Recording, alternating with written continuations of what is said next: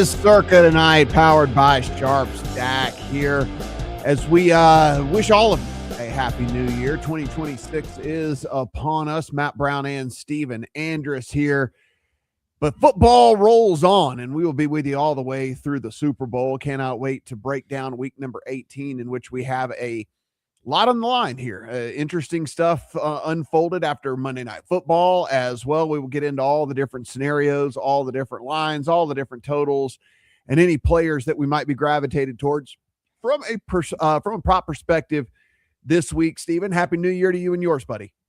You too, pal. Always fun to be back here at Circa Sportsbook Kentucky. I know this week we had a bunch of Tennessee Vols fans here for the Music City Bowl. It might be Circa Sportsbook Kentucky, but we're right on the border with Tennessee, man. It's like a 45-minute drive to Nashville. So, and like I told you last week, man, hard to turn down the wings here. We got some good wings here at the book. I mean, I know we've said this a lot this year, but short of flying out to Vegas to that amazing Circa Sportsbook in Vegas, this place is awesome for this part of the country.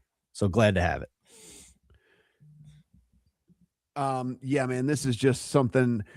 I sit there and look at that book behind you, and it just reminds me what we got here in Vegas. And I can only imagine what a treat it is for all those people that make the trek. And again, if you haven't done so for the NFL season, of course, we still have March Madness coming up. We've got the Kentucky Derby coming up. We've got all kinds of big tentpole events that'll be coming up. The Masters will be coming up. So all kinds of reasons to get over there and check things out. So if you haven't done so, please make it over there to the sports book. And of course, if you want to become one of your New Year's resolutions is to become a better sports bettor, try to get better at this thing, then SharpStack certainly can help you along the way as well. 7 days absolutely free whenever you go in and use the promo code TNFLIVE, TNFLIVE, and then 25% off when you ultimately decide to go ahead and subscribe, because it will in fact help you a ton. And whenever we are going through the different lines here, you can go in, compare, contrast, and all of that, and much, much more. It's not just for football. All the different sports are getting added and stuff. So just be sure and take in all of that they have to offer over there. So, Steven, like I said, we have some stuff that happened, along the way that have really made some of these games a little bit more interesting, and none more interesting than our very first game here on Saturday, which is the Carolina Panthers and the Tampa Bay Bucks. This is currently 2.5-3 in favor of the Bucks at home over the Panthers. 43.5 to 44 is our total here. Of course, both of these teams are going to be full go because they are playing for the division. And not only are they playing for the division, but an interesting wrinkle in the fact that the Falcons won on Monday night. And should the Falcons go ahead and win again on Sunday over the New Orleans Saints, where they are, by the way, 3.5 point favorites, then this game doesn't matter, because the Panthers would actually advance due to a 3-way tie, and the tiebreaker would push through the Panthers. Now, they could go ahead and just take care of business by beating the Bucs, and they don't have to worry about getting any help from Atlanta. But just interesting scenarios abound here. And this one, like we said, they could just go ahead and erase any and all doubt by just beating the Bucs there on Saturday. And my goodness, are the Bucs beatable right now? I mean, they have lost 7 of 8 games. We have been pointing this out for weeks now, that this quote unquote vaunted Todd Bowles defense has looked anything but like a top half of the league defense since this skid started. It actually started right after their bye week. So from week 10 on, the Bucs defense is 28th by dropback success rate, bottom half of the league in basically everything. So this is not a scary matchup for the Panthers at this point. I think the market move was correct here at the start of the week. This was weirdly opening at 3.5 for the Bucs, I think, based on what this closed a couple weeks ago when they played the first time. But I think that wasn't taking into account what the Bucs actually are at this point. So I thought the move was correct here, all the way down through the key number of 2.5.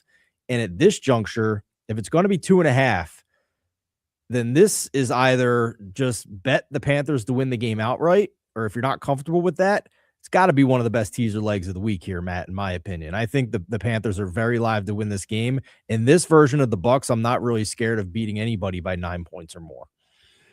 Yeah, it is. It's a very interesting deal for me because I don't think either one of these teams are any good.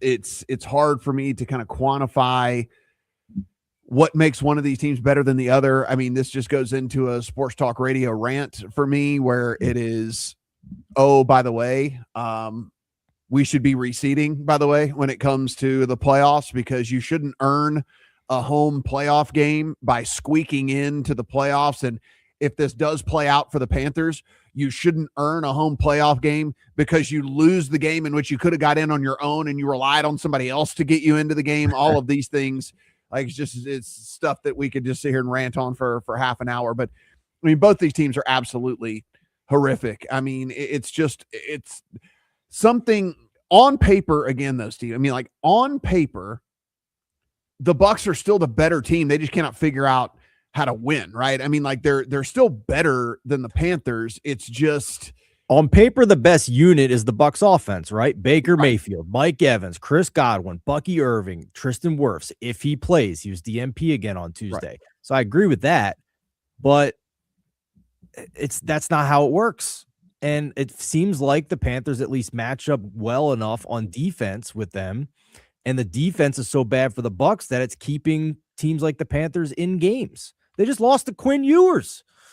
They did just lose to Quinn Ewers, but also Bryce Young just threw for 54 yards in a full football game. Like, so that also just happened as well. But that's Seattle, though. And there's classes to this, right? Yeah. There's a drop in class. There's a move up in class when it comes to opponents. And those things happen when you play an elite defense. But like, No. Those things don't happen when you play for an elite defense. It's actually the lowest passing yard total by anyone with at least 24 passing attempts in like the last decade or something like that. It's horrific. It's in a non-weather game. Yeah, I mean, in some of these like weather games or whatever. Yeah, I mean that happens or whatever. But like in a normal game, no one with 24 pass attempts has ever thrown for fewer than 55 yards, which is what Bryce Young did. He also did not complete a pass more than 5 yards down the field. So your points are very well taken there for sure. It's a deal for me where, could they find a way to lose the thing? Absolutely. At 2.5, I think we've gone a little bit too far on this, like, getting down on the Bucs. And look, there's a reason to be down on the Bucs. Don't get me wrong. There definitely is a reason to be down on the Bucs. But I also think, Stephen, and I'm not trying to handicap a mentality of a team, but with Carolina knowing they can get bailed out anyway, and that Atlanta is a favorite at home against New Orleans and all of that. And I don't know.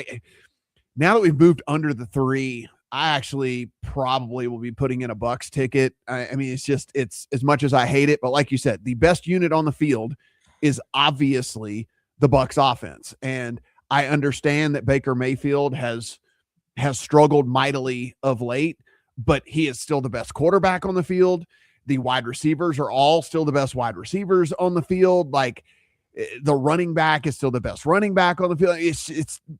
I just don't see a way that they are less than a field goal favorite. If this was on the 3, it's probably just a pass for me, but at 2.5, I still just have to play the better team.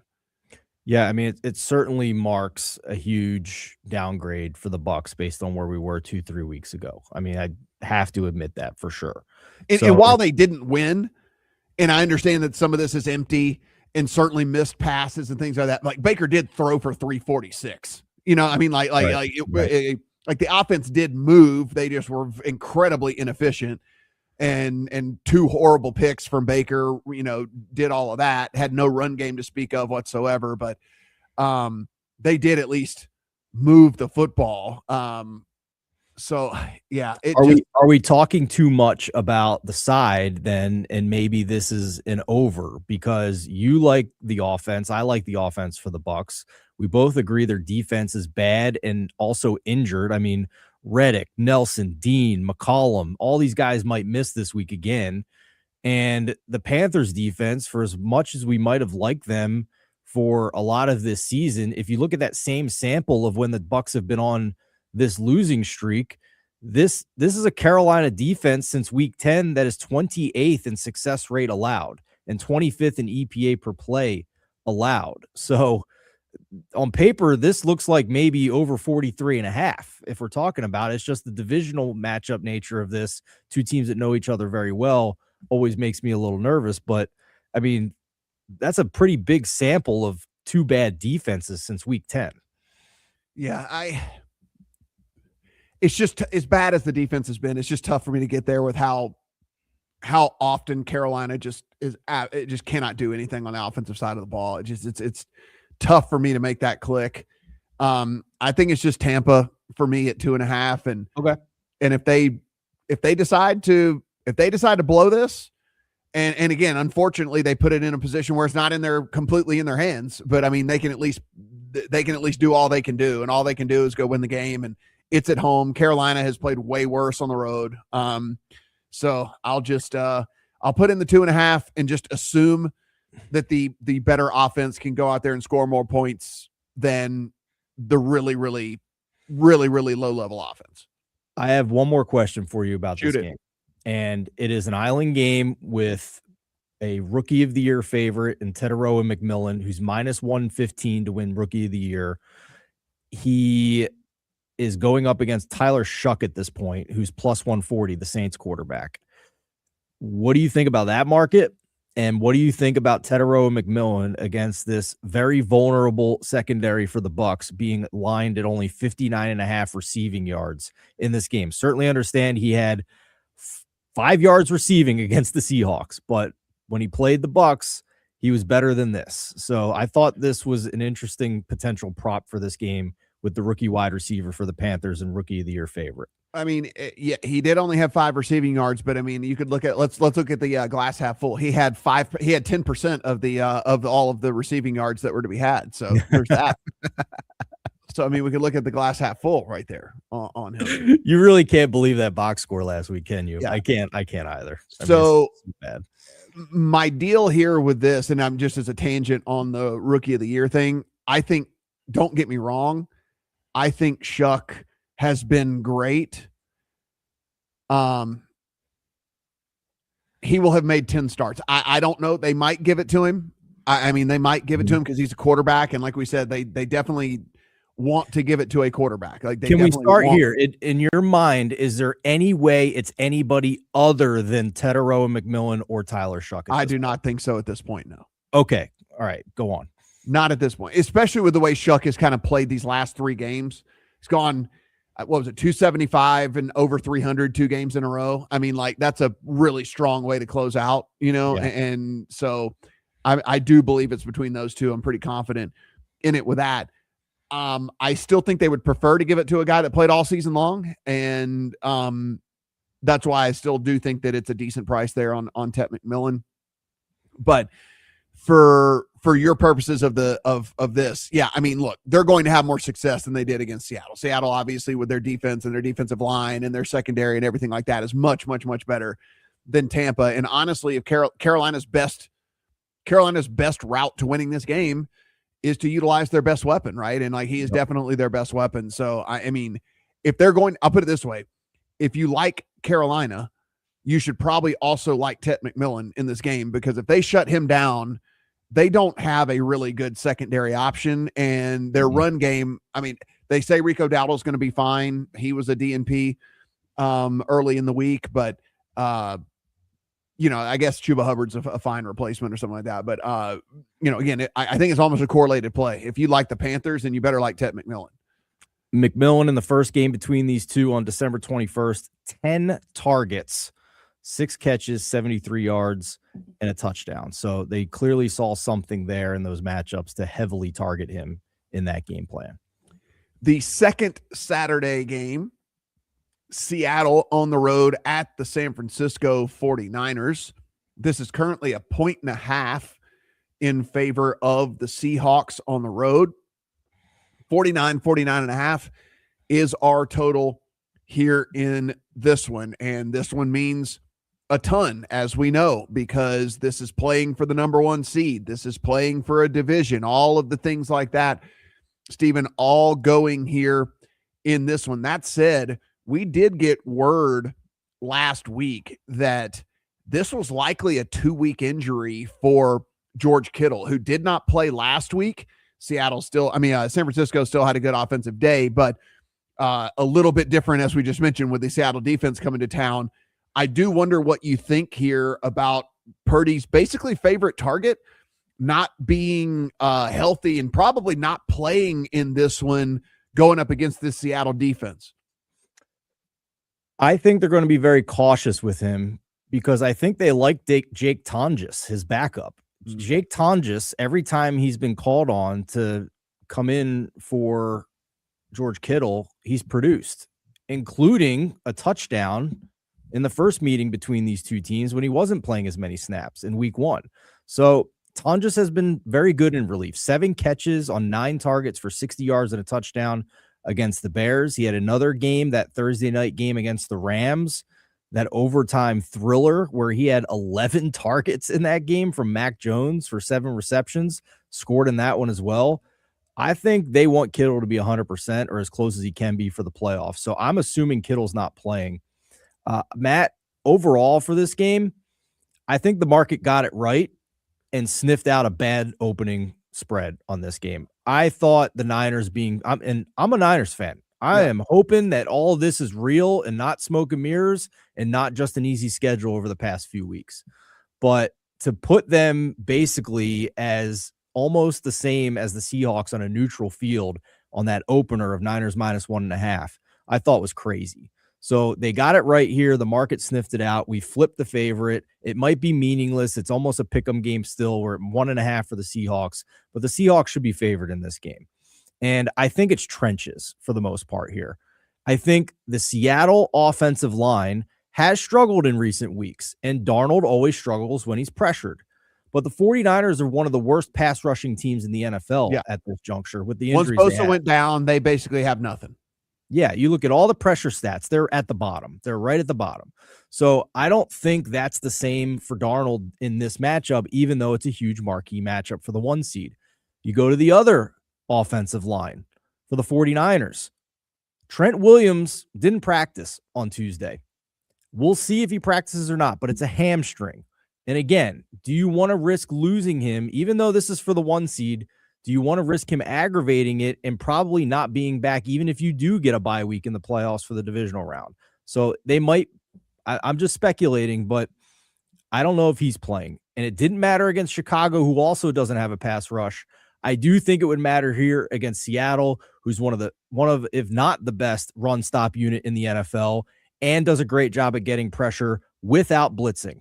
And I, as a 49ers fan, cannot get the vision out of my head of getting a Brock Purdy rich MVP bet destroyed on Christmas night a couple of years ago by Mike McDonald, then the defensive coordinator for the Ravens, now the head coach of the Seattle Seahawks, who by all accounts is one of the masterful defensive game planners in the NFL, who has basically a fully healthy defense. Even Kobe Bryant looks like, by the roster moves they made early in the week, they have a good chance of getting him back. This is just a huge step up in class for this 49ers team in both respects, from their defense and their offense. And I don't think they are on the same level as the Seahawks at this point, despite the Seahawks not looking at their best at times over the past few weeks. Yeah, I thought it was kind of a buy low spot. So I didn't catch when the Seahawks were dogs, but I did get a pick in the account. So whatever. I missed out on the 1 point. Maybe I'll need it. I don't know. But it's didn't get the very best of the number, but still got the better of what's out there right now. I have sat here and screamed, and I'll do it again, about the Seattle offense just disappearing at times. We saw it last week. That scoreboard against Carolina was very deceiving because it says 27-10. That game was 3-3 at halftime. Like, they couldn't do anything against, and it wasn't because of the Panthers defense necessarily. They just couldn't do anything. The plays were not working. And I do wonder if, even as banged up as this San Francisco defense is, even with the lack of playmakers that they even have on the defensive side of the ball with all the injuries and all of that, if they can't figure out to do something along the way like Carolina did, and I'll tell you right now, if they can, then they're going to win this game going away, because the offense is much better than what Carolina's offense is. And so I'm kind of banking on Seattle coming out and realizing the gravity of this one and the magnitude of this one, and playing good, from calling the good plays, or if you will, from the get-go here and all of that. And so I played him at pick, but I am certainly willing to look like a fool come Saturday night, because I do think that there is a major flaw with this Seattle team, which is the offense disappears for 20 minutes of game time at a time, and against good teams, which is why I can't buy into them from a Super Bowl standpoint. Like, you just can't get away with that too incredibly often. You can get away with it against Carolina. I don't know if you can get away with it against San Francisco, and so we'll find out on Saturday. Yeah, I'm giving the Seattle offense a pass like you are this week, because we've seen it enough from them this year, especially against poor defenses, where I think they deserve another shot here. But you're right. I mean, this is a bad sign if the Seattle offense can't move the ball well enough against this San Francisco defense. This is a bad defense. And I'm also willing to leave in the range of possibilities here, Matt, that we are looking at peak Kyle Shanahan right now, like we did with the team that almost beat the Chiefs in the Super Bowl, lost in overtime in the Super Bowl a couple of years ago, where they were firing on all cylinders every single game. McCaffrey was doing everything they wanted. They're moving guys all over the formation and making it difficult for defenses to match up and line up, so that there was literally a matchup advantage somewhere in the formation and the progression almost every single play. Like, this offense, when it's cooking and healthy, is on another level with everybody else. And if that is one of the top one or two offenses in the NFL, well, now you don't need your defense to be above average to potentially be a Super Bowl contender. You just need them to not be bottom five. And it might be enough in today's NFL if you have an elite offense, Matt. And to the people out there that are looking at this spread and just kind of wondering, and you think that San Francisco, and look, San Francisco is good, don't get me wrong, but I think the line, certainly on the opener, maybe even still sitting now, is a little bit results oriented. We got to remember, the Bears had first and goal from the 2-yard line, and they had two chances to win this game from the 2-yard line. And what do we think that this line is then? What is our view of the 49ers then? Then it would have been giving up 44 points to the Chicago Bears and losing the game. They only had 4 receivers available, Matt. They only had 4 receivers available. And so it's just it's a thing for me where I think our perception would be much, much different if one play goes a little bit differently. They had 2 shots from the 2-yard line, 2 incompletions. And listen, that's good on San Francisco. They didn't allow them to score. But what are we thinking if that ball is complete and it's the Bears put up 44 points on them and win the game on the road and all of the things like that? And I think that we'd be looking at them a little bit differently. And, we were 2 yards away from maybe that mindset. The 49ers schedule has been Charmin soft the entire year. It's why they are in this position right now, despite all of the injuries that they've suffered. Even in this most recent 6-game winning streak, they're beating teams like the Cardinals, the Browns, the Panthers. After the bye week, Titans, Colts, and Bears. Not exactly a murderer's row of teams. The team that we said a couple of weeks ago was basically right there. We can't separate them by more than like a point if we're looking at our power rankings and our power ratings. The LA Rams and the Seattle Seahawks. Well, before this streak started, the Niners played the Rams and got boat raced 42-26. So if this is legit for the Niners, then I will believe it for the playoffs. But this is the litmus test finally against a legitimate opponent. Let's head into Sunday in a game that means absolutely nothing, and we will be able to tell that by the spread. The Green Bay Packers are heading in to play the Minnesota Vikings that are going to be quarterbacked by Max Brosmer, and they're 6.5 point dogs to Minnesota, and it is because Green Bay is locked into the 7 seed. They can't go anywhere. They got a whole bunch of dudes that are banged up and nicked up, and if you've watched this Packers team all year long, you realize how injured they are, and they wasted no time in saying, we ain't playing nobody. Like, everybody is going to rest, and we're going to try to be as healthy as we can as we head into the playoffs. And with that, this line balloons out to 6.5 in favor of the Vikings, despite the fact that Max Brosmer is going to be the quarterback there in that one. Steven, I don't know how far is too far. These are still NFL players, and even if they're second stringers or third stringers for the Packers, they're still NFL players. They are the best of the best college players, and there's not a lot of talent on Minnesota's side. I'm not willing to lay it, and I'm not willing to take it. But if this thing keeps rolling, if this somehow gets to 7, and God forbid it gets to 7.5, I think I hold my nose and play the Packers. But until then, it's just kind of a wait and see and monitor type situation for me.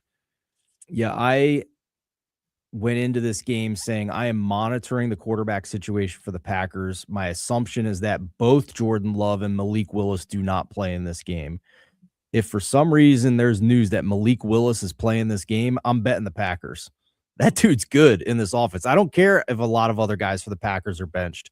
He played his way into a starting job next year for sure. I agree. He's gonna be someone's bridge quarterback. It's gonna happen. I wonder about the Colts and Shane Steichen with what he did with Jalen Hurts back in Philadelphia. That's a story for another day. Now that Danny Dimes has a torn Achilles, maybe they want to go a different direction with somebody who might be more dynamic. So, but it's never laying this many points with Brosmer. I don't care how many Packers are being benched. Yeah. So I'm not interested in that. If for some reason Malik Willis is playing in this game, I will bet him because he's really good with LaFleur calling the plays. And I will take him as a dog in this game, but that's really the only interest I have from a betting perspective for this one. It's mostly a pass. And I'll just say, if you don't believe in miracles, then go look at the Vikings win total bets from before the season that are somehow still alive in week 18 to go over 8.5 wins in this game and are somehow now favored by 6.5 points with a guy you did not even know existed back in August. Truly remarkable for those of us holding Vikings over 8.5 wins this year. Yeah, it is. And just for people that have kind of followed along with our commentary all season long, we're down to 6 Circa survivors playing for $18.7 million. And one of the entries has already come out and said they're playing the Vikings this week. Wow. So just so you know, this game will mean a lot, whether it means a lot on the field or not. It's going to mean a whole lot to somebody sitting in Circa Sportsbook this week, because it is going to be a incredibly huge decision for at least one. I mean, it could be multiple. I mean, this is one of the bigger spreads of the week that is available for some of the teams out there. And so it is it's going to be a sweat for somebody for sure, Steven. That's insane. Do you know off the top of your head, like, did they have any of the other bigger favorites available? Or no. I mean, so none of the ones that you would want to play this week. And so it kind of comes down to, this is the next logical choice. And so can you imagine sitting there and having $3 million at minimum? And that's if all 6 make it through, which is, again, we know NFL's wacky, probably not. Could you imagine having $3+ million on Max Brosmer? 1, no. 2, I'm pulling a Denzel Washington and saying, I'm from around the way. I'm not leaving here with nothing, because I'm not going to 0 on Max Brosmer, buddy. I'm not going to 0 on Max. I'm hedging something on Packers with the points, because I'm not leaving with nothing, because Max Brosmer is my quarterback. That's for sure. It is one of those guys. If the owner of the Circa Sportsbook behind Steven right there, the owner of the one here in Vegas, Derek Stevens, and Jeff Benson, who runs the operation out here in Vegas, do extend big credit lines to these guys. And so there are 7-figure credit lines that are already been pulled, and good on those people locking in 7 figures. That's amazing. It's an incredible feat to be 19-0 right now heading into week 20. And if you're wondering what I'm talking about, the contest has 2 wrinkles, because Thanksgiving week and Christmas week count as weeks of their own. So yes, every one of these people are 19-0 right now heading into week number 20 of the NFL season. It's just, it's an incredible feat. And like you said, so you can't leave empty handed. They're all going to leave with a bunch of money. Yeah. And hats off to them. Hats off to them all. It's an amazing accomplishment. It's a dream. Indianapolis Colts are on the road at the Houston Texans. This game still does mean something for Houston. Now, they'll be scoreboard watching for sure, but they're going to enter as 10.5 point favorites over the lowly Colts. 38.5 to 39 is our total. if you look at the post-game press conference from last week, it seemed like Phillip Rivers has played his last snap for the Colts. It's very likely to be Riley Leonard this week going up against this really, really good Houston defense. Now, while I say they'll be scoreboard watching, because if Jacksonville wins, it won't matter anyway what they do, but it probably won't be locked up in time for this not to be possibly getting out of hand, Stephen. And so that's why we see the double-digit favorite in Houston at home here, and that's why we see this very low total, because it's probably not going to be Phillip Rivers. It's probably going to be Riley Leonard, and I don't know what the offensive prospects are for this Colts team with him at quarterback. Yeah, for sure. Obviously, it's very unlikely that the Texans win the division because the Jags get to play the Titans, and they need the Jags to lose. However, the Texans with a win can still lock in the 5 seed. They're at risk of losing the 5 seed if they lose. So there's still some motivation here for that.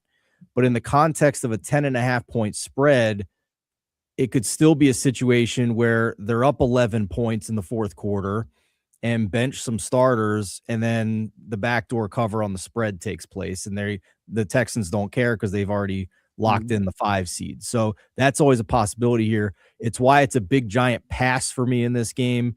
I'm not interested in backing Riley Leonard with this many points against one of the elite defenses in the NFL for a quarterback I thought was a pretty mediocre at best passer in college at Notre Dame, who was mostly effective in the read option and run game as a quarterback in college. So just a big pass here because of all the circumstances with the scheduling and the playoff picture.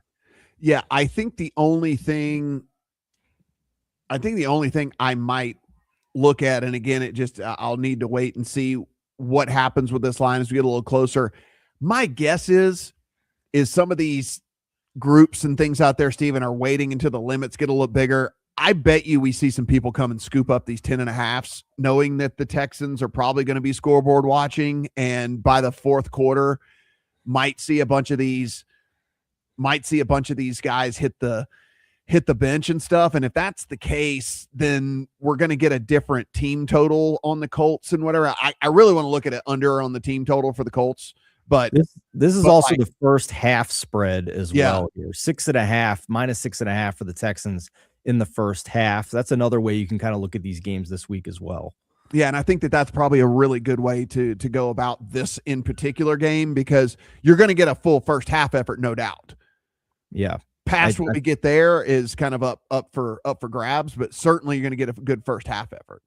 Yeah, I think it's a fair point. And now we're talking about, just having to beat Riley Leonard by a touchdown in the first half here. That's a little more palatable to me. That makes more sense to me.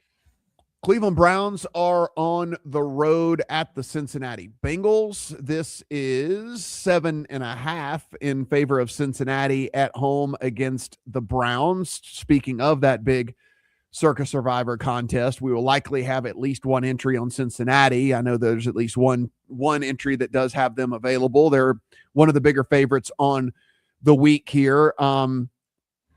Seems like they're wanting to play to end the season, Stephen. I mean, obviously played a bunch of the season without Joe Burrow, played games without T. Higgins, all of that. It seems like they're kind of wanting to end this season on a good note.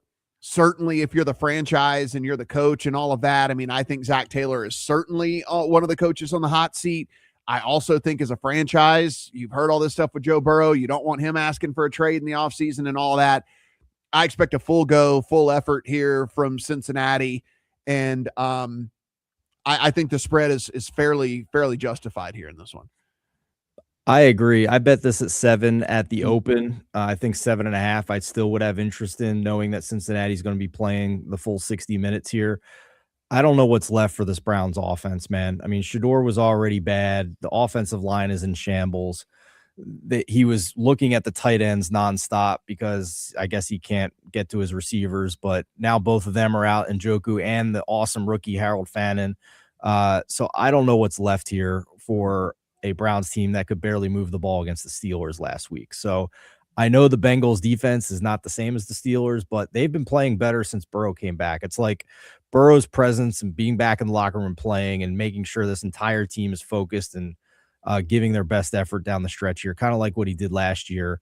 This is, to me, an above average football team right now, just with the presence of Burrow. So, I think this is a good spot for the Bengals at home to finish strong after the Browns really gave max effort last week at home just to squeak out a low-scoring win against the Steelers team that just didn't have any wide receivers in that game. And they lost Dwayne Washington in the middle of that game. So it's a totally different ask here against this Bengals offense. It's one of my favorite bets of the week. I'll lay the 7.5, I think is fine as well here. If you want to tease the Bengals, I think that's slam dunk teaser as well. Yeah, I mean, the Steelers offense is terrible anyway. You factor in the weather that obviously is going to muck up the game as it is anyway. It's going to give an advantage to a team like the Browns. Like there's all kinds of stuff. And that's just not the case here this week with this one. And Joe Burrow's definitely not washed. He's got two legitimate there's just all kinds of stuff here that favors Cincinnati. I do not expect them to lay an egg here in this one at all. Last week we talked about it here on the program about if you wanted to play Cincinnati, play alts. I had Cincinnati all the way up to minus 17.5, which every single number cashed. I think that there's another scenario here with this one where, I think there is dud potential here from Cleveland and another strong performance from Cincinnati. If you're willing to lay the 7.5, I think you should be willing to lay 9.5. You should be willing to lay 10.5, maybe even 13.5, something like that. As I think a range of outcomes to what we saw kind of like last week is definitely in play here, where Joe Burrow wants to kind of go out with a 350-yard game and get his dude some stats and things and stuff like that and whatever. So probably going to be playing this one from an alt perspective and just, like I said, rolling it all the way up to maybe like 17, something like that. Bengals defense last 3 weeks, somehow top 5 in success rate allowed. And their offense is top 10, obviously, over the past few weeks. So yeah, it's just a different team from the first half of the season. Dallas Cowboys are on the road at the New York Football Giants. They're going to be 3.5-point favorites in this one, Steven. 51.5 is our prevailing total. I mean, at this point, the Giants, it doesn't matter if they win or lose. They go ahead and they go, well, I'm not going to say they hand the first pick to the Raiders. The Raiders did a great job at tanking. I mean, it was a fantastic tank job by them. So it's not really that they handed the first pick to the Raiders as much as it is the Raiders took the first pick. Like they were like, we are taking this first pick. There's no way we're allowing you to beat us this week. I think they probably, I think we probably get full effort here. I mean, the draft pick for the Giants obviously is not near as important as it would have been without Jackson Dart. I think Jackson Dart is the future of that team. I think they're pretty comfortable with him being the future of that team. You already have a really, really good defense as it is anyway. Yeah, maybe you'd like to add a playmaker, but there isn't a wide receiver really that's getting one of those top 5 pick grades as it is anyway. So I think we get a full and by the way, a lame duck coaching staff that they don't care at all whether they win games. I mean, like who cares? Yeah. They're not going to be there next year. So getting a better draft pick doesn't matter to them. So why not go out and put some good stuff on tape? So I think we get a full effort here from the Giants. I'm kind of tempted, honestly, to taking the 3.5. I am too. And it's just a matter of when I bet it, I think. Whether I want to just take the 3.5 pregame. This has moved a little bit from 4.5, and it's on the news, or at least, take what you want out of the mouth of Jerry Jones here, but he opened the idea that Dak and the starters will start, but left it open as to how much they will play. So we don't know how much they will play. It still could be the whole game, and Jerry's just, having fun with the media, but I don't know whether I want to bet this now or just make sure Dak actually gets pulled at some point and then just live bet the Giants at that point. Obviously, that's risking that the Giants have a lead at that point. We're not getting as good of a number if that's the case. But if Dak's playing, I still think there's a good chance we're going to get a better number than this live at some point. So I don't know. Am I overthinking this? That's kind of where I'm at. I might want to risk the live bet on the Giants. My problem with the live bet angle on this, and I don't hate it, but I think the Giants could just be up in the game anyway. Yeah. I mean, the defense for Dallas is terrible. That's for sure. They can't stop anybody anymore in the game anyway. And so then we just never get a shot from the get-go. Yeah. I mean, it's a fair point. You're talking me into it, man. That's for sure. I definitely think that there's a scenario in which this Giants team, like I said, this coaching staff doesn't care. I mean, they're gone. I mean, like they're out of there. So like we're gonna get the good plays, we're gonna get the fun plays, we're gonna get whatever. I mean, we're gonna get everything in this one. All right, I'm in. If you're in, I'm in, buddy. I think it's a good angle. I like the 3.5. We're rolling with the New York Football Giants at home against Dallas, who, like you said, okay, you want to start Dak, that's fine. You invest a ton of money in him. You invest a ton of money in CeeDee Lamb. You're gonna have to pay pick it. Like what?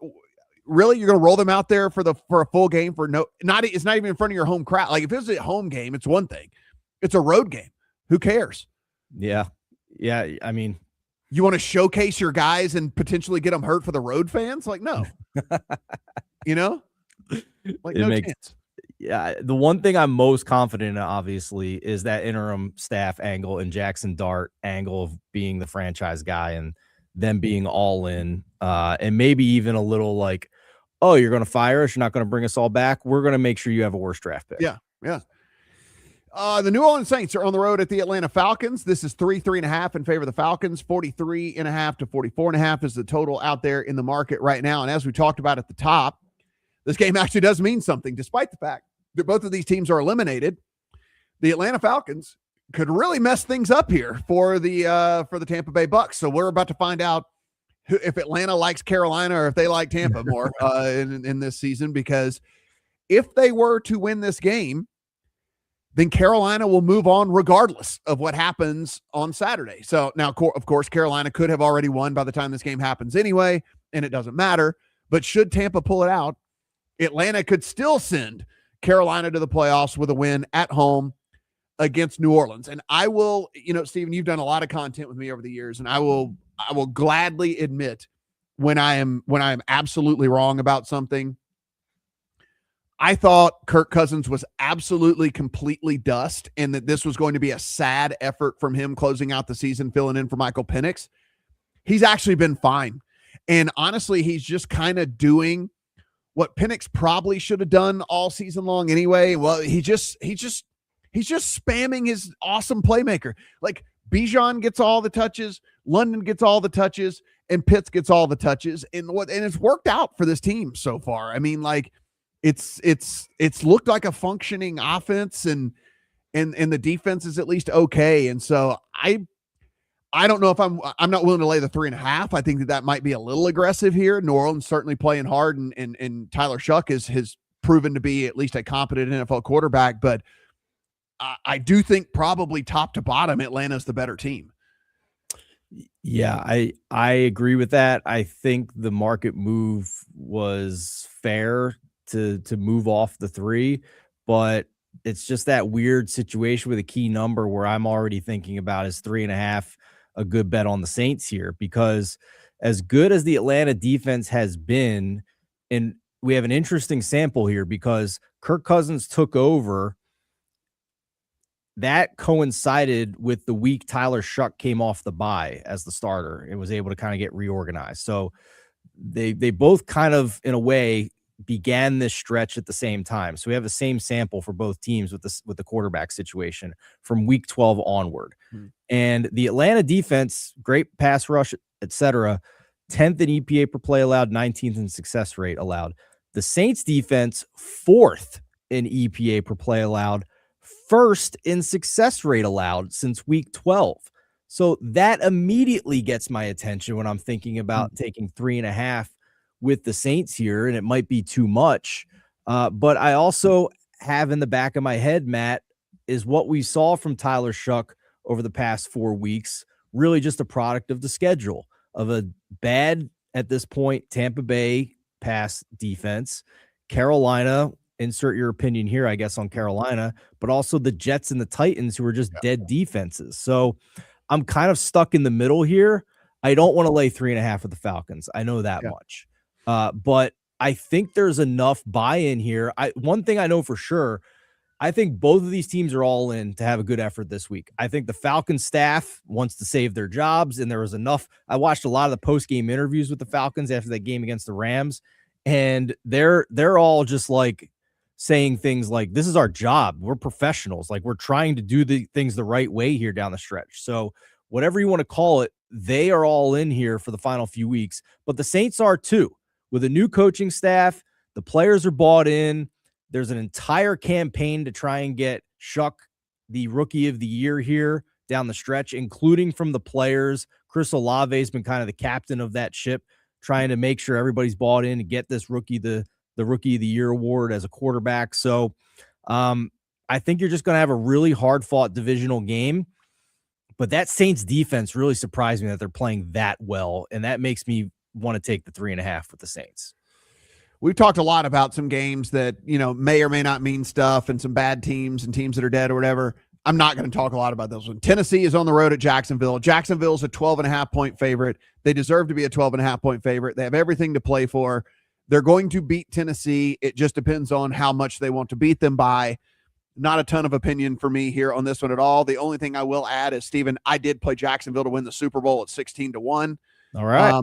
I wanted to pick an AFC team. I think the AFC is completely wide open.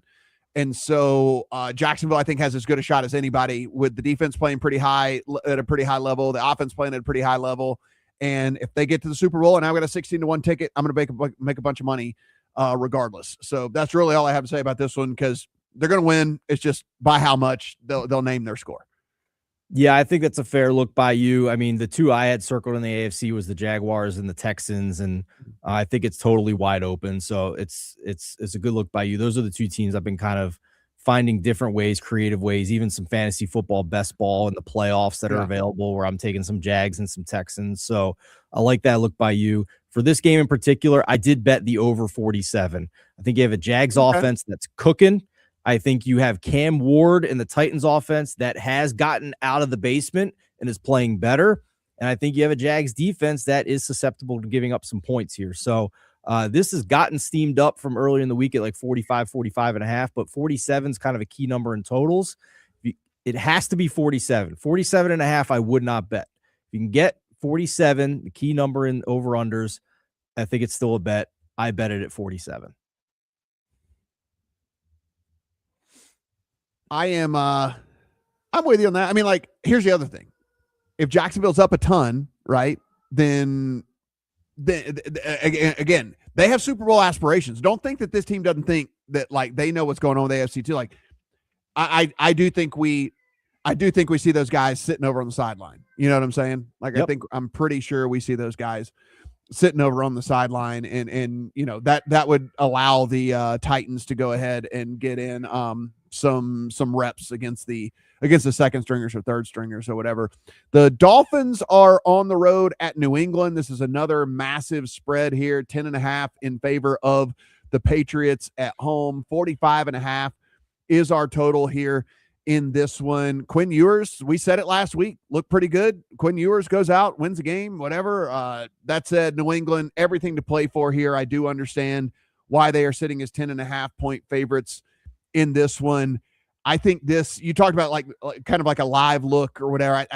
This might be my live look game somewhere along the way. I just don't know at 10.5. I think the number is very appropriate. I can't pull the trigger pregame, but I think once I see how the game flow of this goes in game, might be something that I'd be willing to come in and take a look at. Yeah, you and I have talked a little bit about Quinn Ewers over the past couple of weeks, the Dolphins' new starting quarterback. In his debut against the Bengals, he had a very strong success rate, at least above average at 47%. He regressed last week against the Bucs defense, and it was not anywhere near as good. So that kind of puts a little seed of doubt into my head for this game. But I do like the potential live look here of betting the Dolphins to cover a live line, especially if the Patriots get out big early. They could be scoreboard watching in the second half. With the nature of how this is playing out, they've already clinched the division, first of all, so they don't have to worry about Buffalo. The Jaguars game is early, so they'll know if the Jags have won. They're likely to win. So at that point, they need to win to preserve the 2 seed, which would guarantee them 2 home playoff games. They can still get the 1 seed if Denver loses. They're playing simultaneously with Denver in the late window. Denver's highly likely to win. The Chargers have benched their starting quarterback in that game. So it could be a situation where the Patriots are up big in the second half, see that everything's basically set up as far as the seeding, and just call off the dogs and bench everybody and you have a pretty decent amount of game time left where you bet that live look on the Dolphins. So I thought the same thing, Matt. I just wanted to lay out the scheduling and the scenario. Another game means nothing here. And when I say means nothing from the actually winning standpoint. Kansas City on the road at Las Vegas. Kansas City with their third string quarterback and likely, multiple starters down are out to 5.5 because everybody and their grandmother knows that Las Vegas is tanking for the number 1 overall pick, as they should. So we have nearly 6-point favorite in Kansas City on the road. I mean, Steven, look, I don't know if that's too many points. Vegas is going to find a way to lose this for sure. Like the players are going to play hard, but you can put them in bad situations. You can make bad play calls. You can punt when you should probably go for it. You can do all that every so like that. I just don't know if they can cover the 5.5 on Kansas City. I'd lay it or pass, but it's not a game I'm interested in betting though, because it's not a real handicap, right? It's just a guessing game, and I don't like that. Yeah, with the spread, do you want to take 30 seconds and discuss Chiefs money line parlays against a team that is not trying to win? I mean, if you want to play a money line parlay, go right ahead with Chris Oladukin at -200. I'm just saying, like, that's, if you're asking me like to come up with some angle for this game because you have to bet this game, then I guess it's a Chiefs money line parlay with something else. But yes, it is a pass for me. No, thank you. Enjoy your number 1 pick, Raiders. Yeah, it's just a complete guess, and like with a guess like that, it's just no. I don't like a gamble. Yeah, I just don't. Yeah, I mean, we have games with actual analysis that we can give you, and I don't want you to like. I mean, if you want to do that, like go play roulette or something, or I mean, like seriously, like we don't have to bet every game on the board. Detroit on the road at Chicago. Chicago's going to be a 3-point home favorite in this one. 49.5 to 50.5 is our total here in this one. Again, like we said, there's just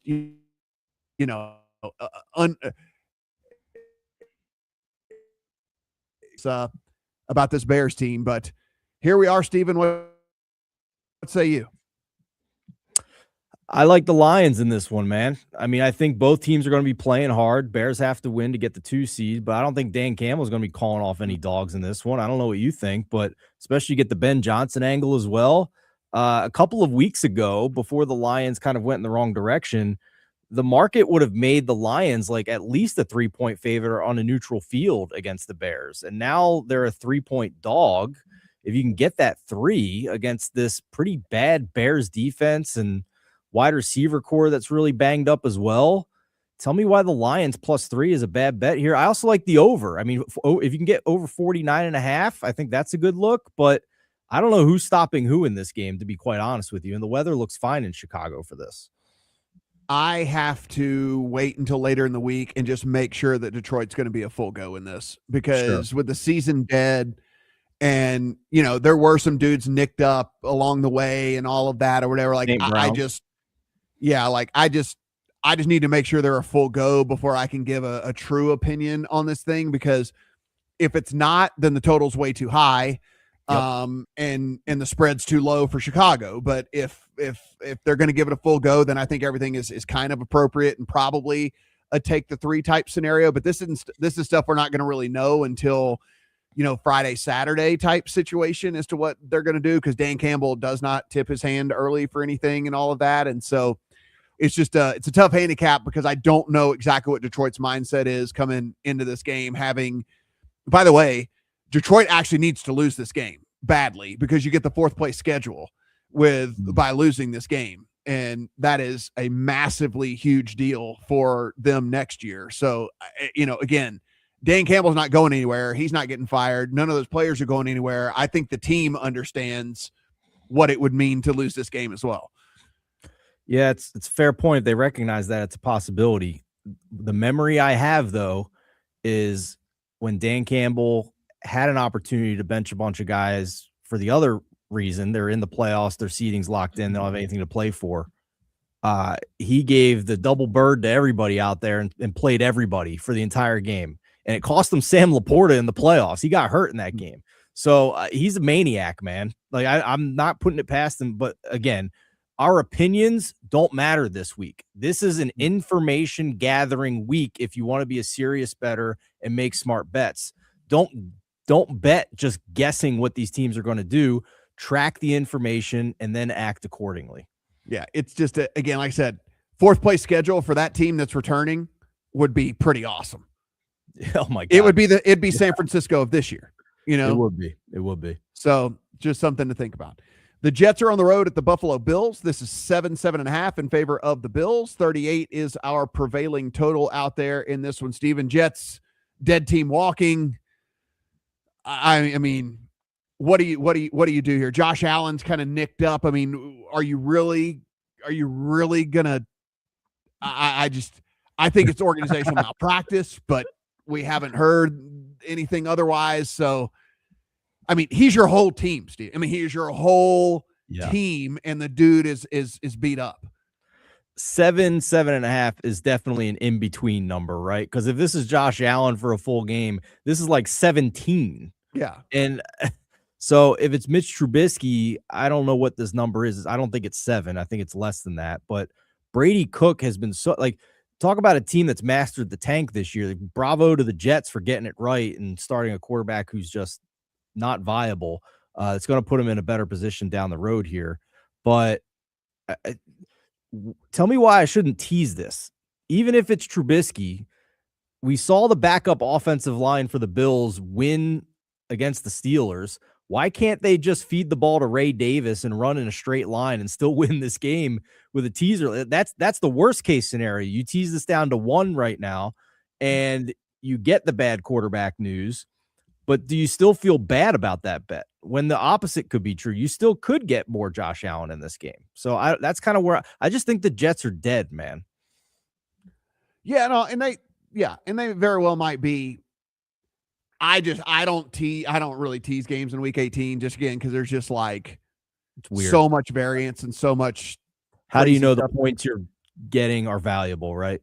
How do you know the points just are valuable? It's I mean, I don't typically do it just because again it's just like, especially games where it's just a question mark. Like I think again, like you said, my opinion doesn't matter, but my opinion is you have a banged up quarterback who is your entire team. Like, what are you doing playing him more than a quarter in this game?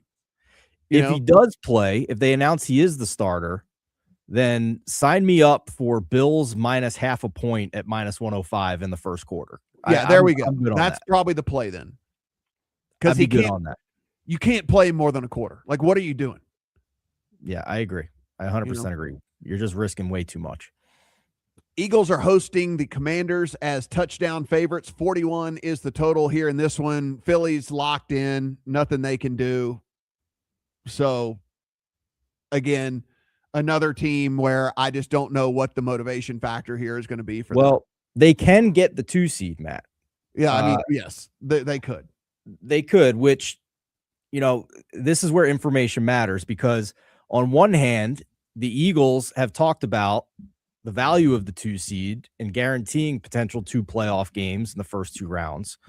But also Nick Sirianni came out this week and talked about the research he did on all the recent Super Bowl runs the Eagles went on were years where they took a week off before the playoffs, whether it was a first round bye or just resting guys the final week of the regular season. So he acknowledged the value of that as well. Suffice it to say, as we record this show, we don't know if or how much the Eagles starters are playing in this game. What I do know is the Eagles roster is stacked and the Commanders roster is not. So if this becomes Tanner McKee at quarterback with backups, then we can have a conversation about the Eagles at a much better number than 7 in the middle of the week right now. That might be interesting because I think Tanner McKee is just fine as a backup if he's playing Josh Johnson for the Commanders at quarterback. Arizona Cardinals on the road at the LA Rams. 7.5 is the prevailing spread out there in that one. 46.5 is the total. If you're the Rams, how do you approach this game? If you're the Rams, I mean, Arizona's dead. I think the Rams almost in any version can win this game, but we are on the other side of a touchdown here, Steven. Yeah, I don't know if the Rams starters are playing or not. McVay said after the loss to the Falcons at the podium that they would be playing, but if San Francisco wins on Saturday, the Rams are locked into the 6th seed. Yeah. Now, I think there's value if the Seattle wins and the Rams can get to the get to the 5 seed, that matters because then you're playing the Panthers or the Buccaneers in the first round as opposed to maybe the Eagles. So I don't know what to do with this game until I have clarity with that 49ers Seahawks game and then maybe some insider reporting ahead of kickoff here. But if it is the starters, oh man, I will sign up for the Rams and lay these points against what I think is a dead Cardinals team. That's for sure. Not much time needed to spend on the Chargers in Denver. Chargers are resting everybody. They're banged up. They need to rest everybody. It's out to 11.5 to 12.5 there in that one. But the game everyone's going to be talking about, Baltimore and Pittsburgh for the division. Steven, it is 3.5 in favor of the Ravens on the road. 41 is the prevailing total. That said, we don't know if we're getting TJ Watt. We don't know if we're getting Lamar. Yeah, I don't know, man. If this is Huntley and it goes less than the key number of 3, then I will be interested in the Ravens at -2.5. Until I have that information, I can't really make a decision on the Ravens game. Yeah, it's just until we know who's playing quarterback, you just got to keep your ears open out there to that one. I'm less worried about whether TJ Watt plays and more worried about who's going to be playing quarterback for Baltimore, and that's kind of really the decision-making process here for me there in that one. Guys, Happy New Year. Appreciate you guys being with us here for the entire season. Again, don't go anywhere. We will be here throughout the entire playoffs here on 104.1, 9:30 a.m. WKCT, and of course, over on the 4for4 socials as well. For Steven, I am Matt. Good luck on all your Week 18 bets.